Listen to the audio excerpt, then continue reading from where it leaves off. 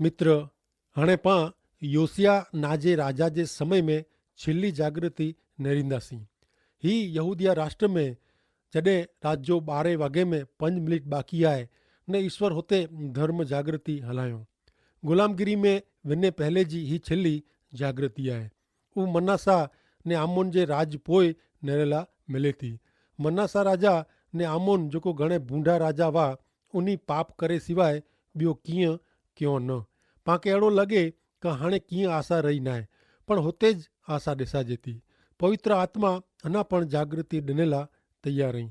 मूंखे ख़बर न आहे कि पंहिंजे टाइम में जागृति अचींदी कि कीअं। लोग अहिड़ो चई सघे कि योसिया जे राज दरमियान जागृति अची सघंदी न, पण जागृति करे जो कमु पवित्र आत्मा जो आहे। अॼु पण पवित्र आत्मा जो कमु चालू आहे। पंहिंजी प्रार्थना अॼु अहिड़ी हुअणी खपे कि ईश्वर असांखे तुंहिंजी इच्छा प्रमाणे करे जो सिखाए। पांखे एतिरो नेरेजो आहे कि पंहिंजी ज़िंदगी ईश्वर साम्हूं सचे मार्ग में न वे त पांखे ईश्वर वटां कीअं मिलंदो अहिड़ी आशा रखणी खपे न। हाणे हिते पां योसिया खे नेरियूं कि इनके इन जे राज्य में ईश्वर कहिड़ी मदद कयूं ने राज करे में ईश्वर इन जो कहिड़ो उपयोग कयूं। बीजो काल वृतांत जो पुस्तक 34 अध्याय ने पहली कलम हिते लिखल आहे कि योसिया राजा राज करे लाइ लॻो तॾहिं हू मात्र 8 वरे जो हो। हू 31 वरे सुधी यरूशलेम में राज कयईं। माण्हू अॼु अहिड़ो सवाल पुछे था कि कहिड़ो ख़ासो आहे ने कहिड़ो ख़राबु आहे ने इन जा केतिरा विचित्र जवाब पण पांखे सुणण लाइ मिले था। योसिया प्रभु जी नज़र में जेको ख़ासो हो उज कयईं। ईश्वर जी नज़र में ख़ासो उहो ईश्वर जी इच्छा में ख़ासो हुअणो खपे ने उन जी नज़र में ख़राबु उहो उन जी इच्छा में पण ख़राबु हुअणो खपे। उहो यादि रखो कि ईश्वर अंधारे खे अजवारे नूं परियां कयो। पाण अहिड़ो न करे सघूं। पां था फक्त रूम में अंधारो वेतो इनके परियां करे लाइट जो बटन दबायूं था। पां इनके अलॻि था करे सघूं नथा। हाणे नेरियूं 34 अध्याय जी 3 कलम। इन जे राज्य जे 8वें वरे हू अञा था साव निंढो हो। एतिरे में था इन जे पिता दाऊद जे देव जी भक्ति कयईं। 12वें वरे ऊंचा स्थान ने असेरीम प्रतिमा कोतरल प्रतिमा उन ढारेल मूर्ति के परियां कयईं। यहूदिया ने यरूशलेम के शुद्ध कयईं। योसिया इन जे राज्य जे 8वें वरे फक्त 16 वरे जो हो ने ईश्वर जी इच्छा सोधे थो। पवित्र आत्मा जी हलचल ने ईश्वर जे वचन जी ज़रूरियात अॼु पण घणे ज़रूरी आहे। योसिया हिम्मत वारो हो। पंहिंजे राज्य में जा बूंढाए परियां कयईं ने पोइ हू इज़राइल जे उत्तर जे भाग जे कुड़ में वियो। हाणे नेरियो 34 अध्याय जी 8वीं कलम। पंहिंजे राज्य जे 18वें वरे देश के ने मंदिर के शुद्ध कयईं। पोइ हू असालिया जे पुत्र सामान के ने नगर जे सूबा महासया के ने इतिहासकार योआज जे पुत्र योहा के पंहिंजे देव यहोवा जो मंदिर सरखो करेला हलाए। जॾहिं योसिया 26 वरे जो थियो हो तॾहिं हू मंदिर जे समारकम जी शुरूआत करे थो। मनासा जेको इन जो दादा हो ने अमोन जेको इन जो पिता हो इन जे टाइम में ही मंदिर जुड़ी पियो हो। बीजो काल वृतांत 34 अध्याय ने 9वीं कलम ने हू मुख्य याजक हिलकिया वटे आया जेको पैसा देव जे मंदिर में लोग खणी आया हुआ ने द्वार रक्षक लेवी लोग एफ्राइम ने मनासा वटा ने इज़राइल जा लोग जेको बाक़ी रहिया हुआ उन्हीं वटा ने यहूदिया बिन्यामीन ये यरूशलेम जे मिड़े रहवासी वटा उघरायला हुआ उ मिड़े पैसा उन्हीं इनके सौंपियो। मनासा ने एफ्राइम ज़रूर इज़राइल जा कूड़ हुआ। हिन टाइम ते राज्य जा उत्तर भाग में जेको कूड़ हुआ उहो आसुर जी गुलामगिरी में हुआ। फक्त इन जा थोड़ा ज बचिया हुआ। हाणे नेरियूं तो हाणे मंदिर जो समारकाम थिए थो। योसिया राजा अजैब जहिड़ो मंदिर फेरी थी तैयार करे थो। 34 अध्याय ने 14वीं कलम। पैसा जेको लोग ईश्वर जे मंदिर में भेरा क्यों हो उहो कढींदा हुआ। एतिरे में मूसा मार्फते ॾिने में आवल यहोवा जे नियम जो पुस्तक हिलकिया के मिले थो। पर नेरियो उन टाइम में नियम शास्त्र जी घणे नकल न हुई। 34 अध्याय 15वीं ने 16वीं कलम। हिलकिया साफान चिटनीस के चए का मूंखे ईश्वर जे मंदिर में जा नियम जो पुस्तक मिलियो आहे। हिलकिया उहो पुस्तक साफान के ॾिनो ने साफान राजा वटे हू खणी वियो। वरी राजा के अहिड़ी ख़बर ॾिने में आई कि तुंहिंजा सेवक उन्ही के सौंपल कमु बरोबर कईं था। ही शुरूआत ईश्वर इच्छा से हुई। ईश्वर जो वचन योसिया लाइ घणे महत्व जो हो। हिते नोंद रखो कि कहिड़ो थिए थो। पहलो काल वृतांत 34 अध्याय 18 ने 19वीं कलम। साफान चिटनीस राजा के चए क हिलकिया मूंखे हिकिड़ो पुस्तक ॾिने आहे। साफ़ान राजा खे हिन में जा कीक वांची सणाए राजा नियम शास्त्र जा वचन सोए तॾहिं हू पंहिंजा कपिड़ा फाड़ी वधे। योसिया राजा वचन सोणी पंहिंजा कपिड़ा फाड़े। ही बाबति घणे प्रेम लागणी ज़ाहिर करे थी।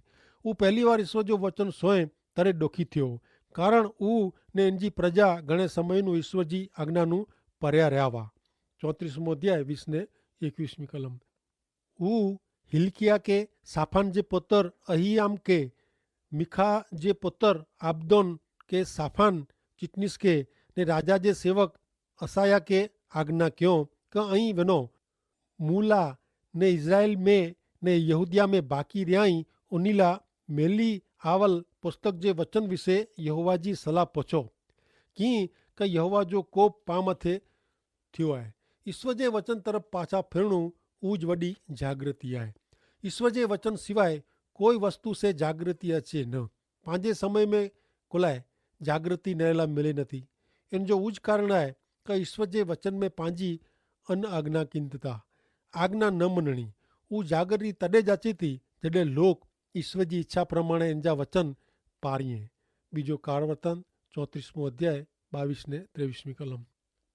तेला हिलकिया ने जेके राजा आज्ञा क्यों वो ऊ पोशाक खाता जो उपरी ने तो कात्मा पुत्र सलोम जी स्त्री हुलदाद प्रबुद्धिका वटे व्या। उन्हीं इन बेरा ही गाल क्यों ने उन्हीं के च्यों क इज़राइल जो देव यहोवा चहता क माण्हू जेको आके मूं वटे हलायो हुयो इनके जणायो क ईश्वर चहता क हाणे ही संदेश ईश्वर जो योसिया हलावो। 34 ने 24 ने 25મી कलम। ईश्वर अहिड़ो चवता क हिन जॻह ते ने हिते जे रहवासी मथे यहूदिया जे राजा वटे वांचेला पुस्तक जा मेड़े श्राप आऊं ॾींदो, कारण उन्हीं मुंहिंजो त्याग करीने ॿिए देव वटे धूप ॿारियो हुयो ने पंहिंजा मेड़े कम से उन्हीं मूंखे खारो कयो हुयो। तंहिंला मुंहिंजो कोप हिन जॻह ते प्रगट थियो आहे ने हू उजांदो पण न। योसिया साथे यहोवा वचन पारियो छतां पण इन जी प्रजा ते ईश्वर जो न्याय हो। 26 થી 28 कलम। पण यहूदिया राजा आके ईश्वर जी सलाह गनेला हलायो। इनके अहीं जणायो क इज़राइल जो देव ईश्वर चहता क गाल जोको अहीं तू सोया है इन विषय जॾहिं हिन जगह विरुद्ध ने इन जे रहवासी विरुद्ध तोजे देव जा वचन तू सोए तॾहिं तोजो हृदय नरम थियो। तू इन वटे गरीब थी वियो वे ने मूं वटे गरीब थई ने तू तोजा कपड़ा फाड़े ने मूं वटे रुई पे। तेला आऊं तोजो सोयो आहे ई ईश्वर चहता। आऊं तोखे तोजे वड़ॾाॾे भेरो कहींदो। तू तोजी कब्र में शांति से वेने ने हिन जगह ते ने इन जे रहवासी मथे ॾुख जेको आऊं खणी अचींदो ऊ तू नेरीने न। उन्हीं पाछा अचीने ही ॻाल्हि राजा खे चयूं। ईश्वर जो न्याय हिन लोक ते यहोसिया जे समय सुधी आयो न, कारण योसिया देव वटे नम्र ने गरीब बनी वियो हो।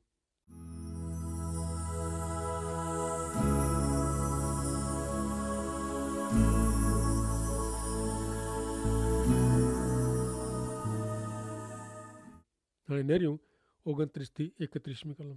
राजा खेपिया हलाईने यहूदिया ने यरूशलेम जा मेड़े वडीले के भेरा क्यों। राजा ने यहूदिया जा मेड़े रहवासी यरूशलेम जा मेड़े रहवासी ने याजक वर्ग लेवी वर्ग ने नंढा वॾा मेड़े लोग यहोवा जे मंदिर में विया ने करार जो पुस्तक जेको ईश्वर जे मंदिर में मिलियो हो इन जा मेड़े वचन ऊ उन्हीं के वांची सुणायो। राजा पंहिंजी जगह ते उभा थईने हिन पुस्तक में लखल करार जे वचन प्रमाणे करेला पंहिंजे सचे दिल से ने पंहिंजे पूरे जीव से ईश्वर के मनेला ईश्वर के अनुसरेला ने इन जी आज्ञा साक्ष्य ने इन जी विधियूं पारेला यहोवा वटे प्रतिज्ञा गणे था। मित्र, आऊं मना तो कि जागृति पंहिंजे समय में अची सके थी, पण ईश्वर जे वचन तरफ पाछो फिरणु ने उन्हीं जी इच्छा प्रमाणे करणु इनसे ज अचे थी ने पोइ ज़रूरी है क ईश्वर के पंहिंजी जात जो अर्पण कां त आके संपूर्ण ईश्वर जा थियणु खपे कां त संपूर्ण जगत जा आके थियणु खपे। ऐं ईश्वर ने जगत ॿोए पक्ष में रही न सको।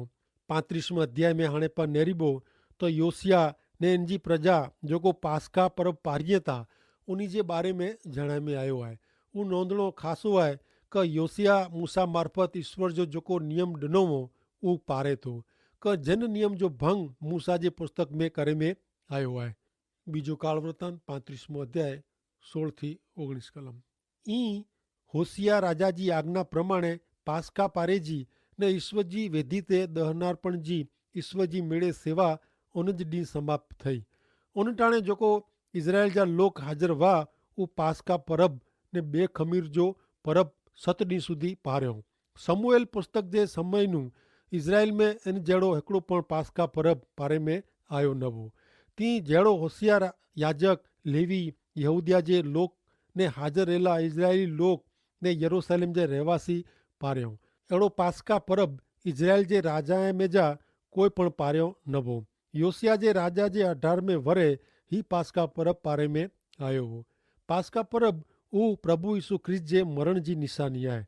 प्रजा खे हाणे ऊ समझ आवई आहे કે પાપલા બલિદાન અર્પણ થયો ખપે. અહીં નર્યો તો હું પાસ્કા પરબનું જ શીખ્યાવા કારણ ઉની મૂસા જે નિયમ શાસ્ત્ર કે ગોતી કઢ્યો હું ઈ તો અજાયબ જड़ो आहे. ईश्वर चेता કે हिन पास्का परब जड़ो कोई परब समूएल जे समय सुधी पारे में आयो न हो. योसिया हिन मिणीला जवाबदार हो. बीजो काल वृत्तांत 35मो अध्याय 20-21 कलम. ही मेड़े भन्यो पोइ जॾहिं योसिया मंदिर तैयार थी रहियो हो तॾहिं मिस्र जो राजा नखो लड़ाई करेला फ्रात नदी जे कंधे ते कारकमिश ते चढ़ी आयो. योसिया इन साम्हूं लड़ाई करेला वियो पण हू इन वटे अमलदार हलाईने जणाए કે યહૂદિયા જા રાજા મૂકે ને તોકે કોરો आहे. અજ તો સામે ન પણ તોજે झुने दुश्मन સામે આવું લડાઈ કરેલા આયો અહીંયા ને દેવ મૂકે ઝપાટે करे जी આજ્ઞા ॾिनो आहियो. देव जेको मूं भेरो आहे इन जी इच्छा विरुद्ध दखल न कर रखे तो जो नाश करे. योसिया के ही लड़ाई कर जी कोई जरूर न हुई. इनके पंहिंजे महल में रेजो हो. 35वें अध्याय जी 22वीं कलम नरियूं. तो पण योसिया पाछो हट्यो न पण इन सामे लड़ेला आवल छोपो वेश પહેરીને देव जे मोह में जा आवल नखो जे शब्द के गणकारे न ने मगीदोन जे मैदान में ऊ लड़ाई करेला आयो. योसिया लड़ाई में जा बाकात रेजी ना पाड़े नेरियो तैसे कोरो थियो तो. 35वें अध्याय जी 23-25 कलम. धनुष बाण वारा योसिया राजा के बाण मारियो. ऊ पंहिंजे चाकर के चए કે મૂકે हेॾाનું कोठी वञो की કે મૂકે घणे आकरा घा लॻाई. इन जा चाकर इनके रथ में जा कढीने बाजू जे 2 रथ में विराईने यरूशलेम कोठी आया ने ऊ मरी वियो. इनके इन जे वड़ॾाॾे जी कबर में डटे में आयो ने यहूदिया ने यरूशलेम जा मिड़े लोग इन ला ॾुखी थिया. शोक पारियो. यर्मिया योसिया ला ॾुख जो गीत लिखे हैं ने मिड़े गाईंदल ने योसिया विषे अॼु સુધી विलाप जो काव्य એટલે કે ॾुख जो गीत गाईंदा हुआ की કે इज़राइल में ई अहिड़ो करे जो नियम ठहिरे में आयो आहे. विलाप जे पुस्तक में ऊ लखल आहे. योसिया घणे खासो ने महान राजा हो. ऊ घणे अजायब अहिड़ी धर्म जागृति लोक में कंहिं वे. लोक के ईश्वर तरफ़ फेरे में कोई जस मिले तो वो योसिया के मिले.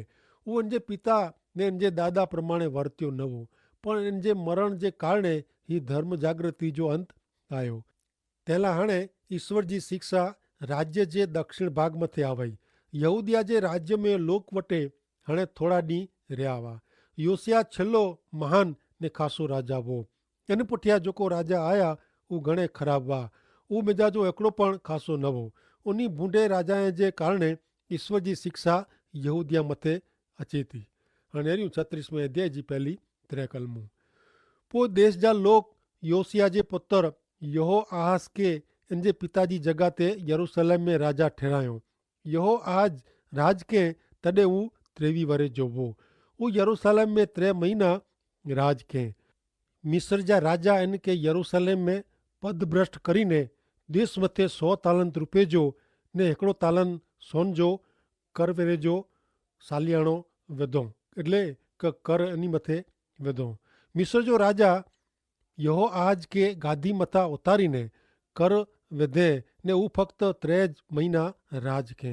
हाणे यहूदिया जा राजा हिकिड़े पुठियां हिकिड़ो झपाटे बदला जंता उपा नेरियूं. बीजो काल वृत्तांत 36मो अध्याय 5-7 कलम में.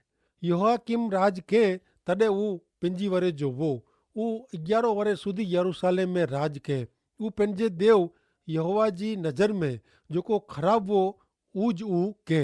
इन सामे बाबिल जो राजा नबूखद निसार लड़ाई करेला चढ़ी आयो ने इनके बेड़ियूं पहिराईने बाबिल कोठी वियो। वरी नबूखादनेस्सर ईश्वर जे मंदिर जा केतिराक वासण बाबिल खणी वञे थो ने पंहिंजे देव जे मंदिर में रखे थो। यहोयाकीम जे टाइम में इन विरुद्ध मिस्र जो राजा लड़ाई करेला अचे थो। हाणे नेरियूं 36 अध्याय जी 9वीं कलम। यहोयाकीम राज कयईं तॾहिं हू 8 वरे जो हो। हू 3 महीना ने 2 ॾींहं સુધી यरूशलेम में राज कयईं। हू ईश्वर जी नज़र में जेको ख़राब हो उज हू कयईं ने हू घणे लंबो समय टकी सघियो न। 36 अध्याय 11-14। सिदकिया राजा राज कयईं तॾहिं हू 21 वरे जो हो।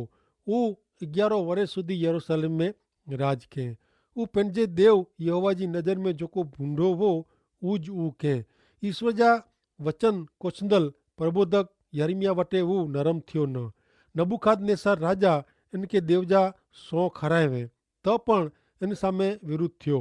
हू पंहिंजी गर्दन अकड़ करीने इज़राइल जे देव यहोवा जी भक्ति उपासना न कयईं ने पंहिंजो हृदय कठण कयईं ने वरी याजक जा मिड़े मुखी ने लोक पण विदेशीअ जा मिड़े धिक्कारे जा जहिड़ा कम हुआ ने हू करीने हू उनजो नाश कयईं।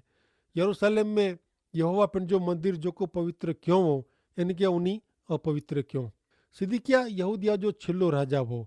नबूखादनेस्सर राजा हाणे हिन राज विरुद्ध आयो आहे ने हू फक्त चढ़ाई कयो एतिरो ज न पण यहूदा खे ग़ुलामी में गिनी गणो ने यरूशलेम जी दीवार तोड़ी विधो ने हाणे पुठिया जी कलम में ईश्वर जो न्याय चौगादो नेला मिले थो। हू घणे पाके मज़ा पहिरियों आहे। नेरियो बीजो कालवतान 36 अध्याय ने 21 कलम।